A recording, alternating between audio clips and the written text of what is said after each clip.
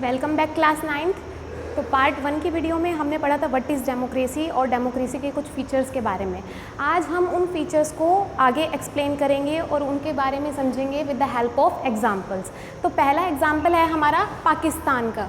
तो मैंने आपको 4 फीचर्स में से पहला फीचर बताया था major decisions taken by elected leaders, कि एक डेमोक्रेटिक कंट्री वो होती है जिसमें मेजर डिसीजंस उनके द्वारा लिए जाएं जो चुनावित लोग हैं, जिन्हें हमने चुन के भेजा है। तो हम पाकिस्तान का एग्जाम्पल पढ़ते हैं आज। देखिए, in October 1999 general Pervez Musharraf led military coup, कि अक्टूबर 1999 में जनरल परवेज़ मुशर्रफ कौन थे? ये मिलिट्री लीडर थे।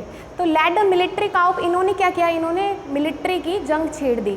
काउ का मतलब होता है किसी भी जगह की गवर्नमेंट को इलीगली हटा देना। तो इन्होंने जंग छेड़ के वहाँ की गवर्नमेंट को हटा दिया। Over through democratically elected government, जो वहाँ की गवर्नमेंट थी वो डेमोक्रेटिकली इलेक्टेड थी, चुनावित वहाँ की सरकार थी, लेकिन इन्होंने मिलिट्री की सहायता से जंग छेड़ के और उस सरकार को वहाँ से हटा दिया।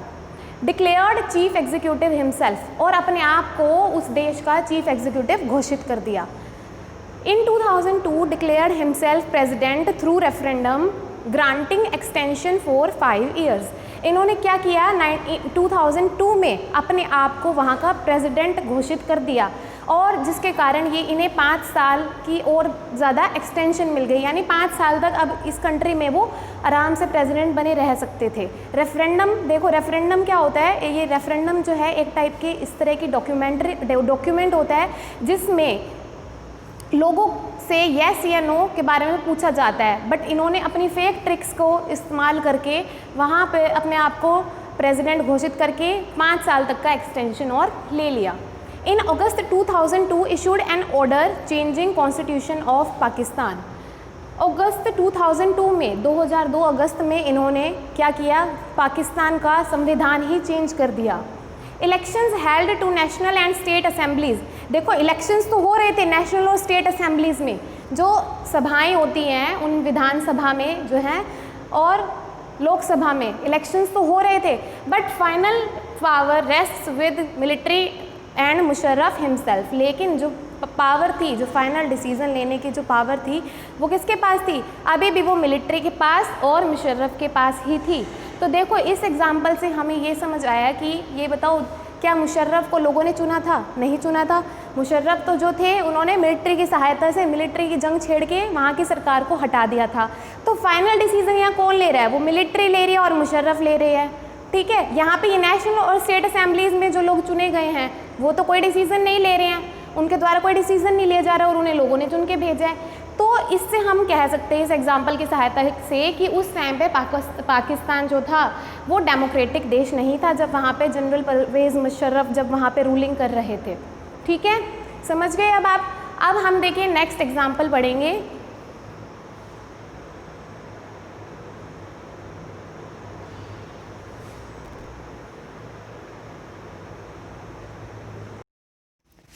देखिए, सेकंड एग्जाम्पल क्या है हमारा? चाइना का। ठीक है, तो चाइना में देखो, NPC national people congress has the power to appoint the president. China में एनपीसी क्या है? वहाँ का पार्लियामेंट। तो एनपीसी जो है इसके पास ये पावर है कि वहाँ का प्रेसिडेंट अपॉइंट कर सकते हैं। ठीक है, वहाँ के पार्लियामेंट के पास ये पावर है कि वहाँ का प्रेसिडेंट वो अपॉइंट करें। Before contesting elections every candidate needs approval of CCP Chinese communist party. अब क्या है? इलेक्शंस कॉन्टेस्ट करने से पहले, इलेक्शंस में खड़े होने से पहले हर एक कैंडिडेट को वहाँ पे एक पार्टी है CCP चाइनीज़ कम्युनिस्ट पार्टी, इस पार्टी के अप्रूवल की ज़रूरत पड़ती है। इसका मतलब ये है कि अगर ये पार्टी अप्रूवल देगी तो कोई कैंडिडेट चुनाव में खड़ा हो सकता है, नहीं तो नहीं हो सकता। Only members of CCP and its smaller parties allied to it are allowed to contest elections। देखिए, सिर्फ जो CCP के मेंबर्स हैं और जो उसके साथ छोटी पार्टीज़ जो उसके साथ अलाई है, गठबंधित है, उन्हीं को सिर्फ इलेक्शंस लड़ने की जो CCP है वो अलाउ करती है। Therefore people have no choice and they have to choose ruling party। अब देखिए, CCP के पास ये अधिकार है तो CCP किसी और को इलेक्शंस लड़ने क्यों देगी?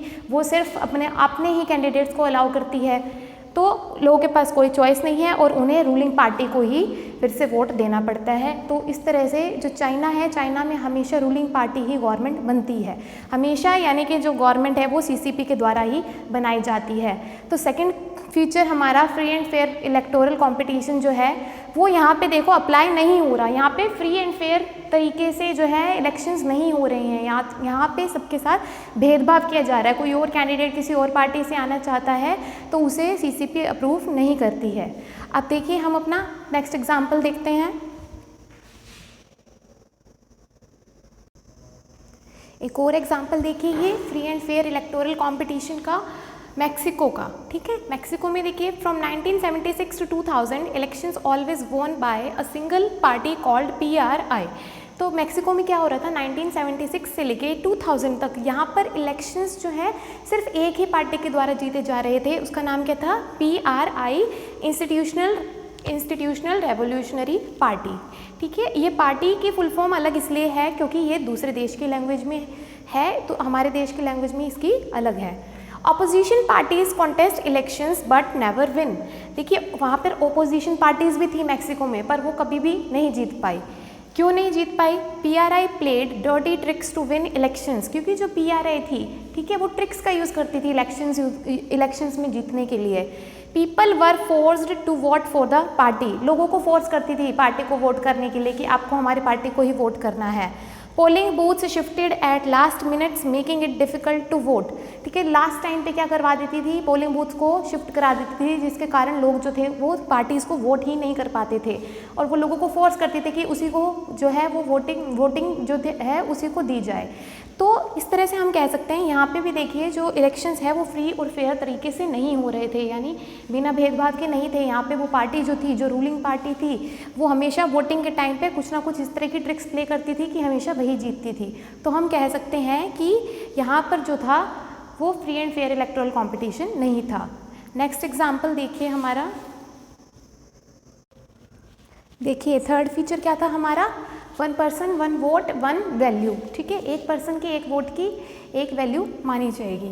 तो यहाँ देखिए सऊदी अरेबिया में no right to vote for women. Saudi Arabia में औरतों को वोटिंग का अधिकार ही नहीं है। तो क्या यहाँ पे 1 पर्सन 1 वोट वैल्यू अप्लाई हुआ? नहीं हुआ ना। वीमेन को राइट ही नहीं है वोट करने का। नेक्स्ट देखिए एस्टोनिया, ठीक है। इसमें क्या है? Difficulty in right to vote by Russian minority. तो यहाँ एस्टोनिया में जो रशियन पीपल रहते हैं उनको राइट टू वोट का अधिकार पाने में बहुत ज़्यादा मुश्किल होती है, ठीक है। तो हम ये भी कह सकते हैं अगर किसी को उसका राइट टू वोट का अधिकार नहीं दिया जा रहा है या उनसे छीना जा रहा है तो भी हम कह सकते हैं कि उनके 1 पर्सन 1 वोट 1 वैल्यू ये चीज़ अप्लाई नहीं हो रही है। फिजी में देखिए, ये कंट्री है Fiji. Vote value of a Fijian is more than an Indian Fijian. यानी कि जो एक फिजियन पर्सन के वोट की वैल्यू है वो ज़्यादा है किससे? एक इंडियन फिजियन से। तो फिजियन यानी जो पर्सन फिजी का ही है और इंडियन फिजियन यानी कि जो इंडिया से कोई फिजी में गया है। तो इसके वोट, एक फिजियन के वोट की वैल्यू ज़्यादा होगी एक इंडियन फिजियन से। तो इसका मतलब यहाँ तो साफ साफ नज़र आ रहा है कि 1 पर्सन 1 वोट 1 वैल्यू जो है अप्लाई नहीं हो रहा है। तो ये वो कंट्रीज़ हैं, ये उन कंट्रीज़ के एग्जाम्पल्स हैं जिससे हम ये फीचर अच्छे से समझ सकते हैं। Next we are going to next example. Okay, ये देखिए ये हमारा लास्ट एग्जाम्पल है जिम्बाब्वे का और लास्ट फीचर हमारा क्या था? Rule for law and respect for rule of law and respect for rights. Since independence elections always won by ZANU PF की जब से वो देश इंडिपेंडेंट हुआ था तब से इलेक्शंस किसके द्वारा जीते जा रहे थे? ज़ानू PF, ये पार्टी का नाम है। ज़ानू PF के द्वारा वो इलेक्शंस जीते जा रहे थे। The party that led freedom struggle, ये वही पार्टी थी जिसने इस देश को आज़ादी दिलवाई थी। Its leader Robert Mugabe used dirty tricks to win elections. इसका जो लीडर था उसका नाम क्या था? Robert Mugabe. तो इसका लीडर रॉबर्ट मुगाबे जो था वो अलग अलग तरह की ट्रिक्स यूज़ करता था इलेक्शंस जीतने के लिए। हर बार कुछ ना कुछ ट्रिक्स अपनाता था इलेक्शंस जीतने के लिए। He changed the constitution many times to increase his powers. अपनी पावर्स को बढ़ाने के लिए इसने भी कॉन्स्टिट्यूशन को बहुत बार चेंज कर दिया। इसने संविधान को ही चेंज कर दिया अपनी पावर्स बढ़ाने के लिए। Oppositions and media were harassed. Opposition, जो ऑपोजिशन पार्टी थी या मीडिया, जो भी इसके खिलाफ जाते थे उनके साथ क्या करता था ये? मतलब उन्हें हरास करता था, उनके साथ बहुत ही ज़्यादा गलत तरीके से पेश आता था। जजेस वर प्रेशराइज्ड, और जो जजेस होते थे उनको भी प्रेशर किया जाता था कि इसके खिलाफ कभी भी कोई केस नहीं आना चाहिए। पब्लिक प्रोटेस्ट्स डिक्लेयर्ड इलीगल, जो लोग प्रोटेस्ट करते थे उन सबको इलीगल डिक्लेयर कर दिया इसने। Media was controlled by the party, media भी अब इस पार्टी के द्वारा ही कंट्रोल की जा रही थी, यानी कि मीडिया भी वही दिखा सकती थी जो ये पार्टी अप्रूव करती थी। No one can criticize the president according to law, इनके लॉ के अकॉर्डिंग कोई भी इंसान प्रेसिडेंट की निंदा नहीं कर सकता था, प्रेसिडेंट की बुराई कोई भी नहीं कर सकता था। तो देखो इस एग्जाम्पल के अकॉर्डिंग हम ये कह सकते हैं कि यहाँ पर कोई रूल ऑफ लॉ था ही नहीं और सिटीजन्स के राइट की कोई रिस्पेक्ट नहीं थी। अगर किसी के पास राइट ही नहीं है कि वो प्रेसिडेंट को क्रिटिसाइज़ कर सके, या मीडिया के पास राइट ही नहीं है कि वो प्रेसिडेंट के खिलाफ या रूलिंग पार्टी के खिलाफ कुछ दिखा सके, जजेस को प्रेशराइज किया जा रहा है, तो ये कहाँ है, रूल ऑफ लॉ कहाँ है इसमें? सिटीजन्स के रिस्पेक्ट के यहाँ पर किसी भी तरह का सिटीजन्स के रिस्पेक्ट की तरफ कोई ध्यान नहीं दिया गया है। तो हम कह सकते हैं कि ये पार्टी जो थी वो संवैधानिक तरीके से काम नहीं कर रही थी, संविधान को भी अपने तरीके से चेंज कर रही थी। तो हम कह सकते हैं कि जिम्बाब्वे जो है वो डेमोक्रेटिक कंट्री उस टाइम पे नहीं था। ठीक है, तो अब हमारा ये क्लियर हो चुके हैं फीचर्स ऑफ डेमोक्रेसी, हमारे सब सारे क्लियर हो चुके हैं। वाई डेमोक्रेसी, चैप्टर का नाम था what is democracy, why democracy. तो ये वो रीजंस है why do we need democracy, कि जहाँ पर ये फीचर्स अप्लाई होंगे वहीं पर जो है वो ही कंट्रीज़ जो हैं डेमोक्रेटिक कंट्री मानी जाएंगी। Thank you. आगे का पार्ट हम नेक्स्ट वीडियो में पढ़ेंगे।